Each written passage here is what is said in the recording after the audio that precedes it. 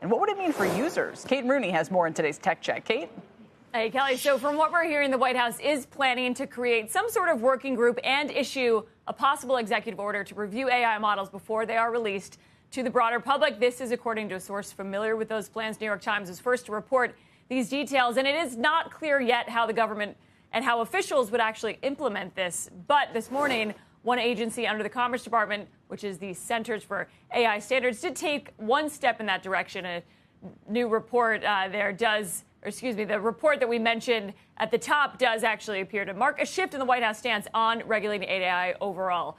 And what has been a lighter touch approach, but it does come as the landscape and stakes for cybersecurity and AI have shifted dramatically. The big driver, Kelly, is Mythos, that powerful cybersecurity model by Anthropic. It was rolled out to a smaller group of companies versus the broader public. And then JP Morgan CEO just this morning did support that limited release that was meant to give companies a head start on what bad actors might do with this technology. Diamond was on stage with Anthropic CEO Dario Amodei and Andrew Ross Sorkin, who was leading that interview. Amodei has been a proponent of more standardized guardrails around this, but he did push back on the FDA as any sort of model for this.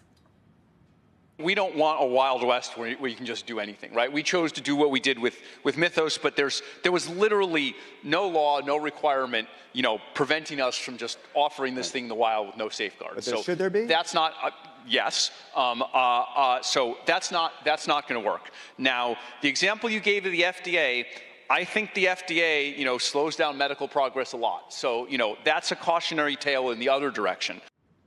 So, Kelly, no FDA, but he actually said the automotive industry would be a much better model. He said, can't really just start a company without making sure there are brakes involved. Cal, back to you. Also, there's so many updates to model. It's a version 6.1, 0.2, point whatever. So would this be just for kind of big, new, formative products like a Claude, or would this literally be for every iteration of a lot of the existing models and the ones that are to come?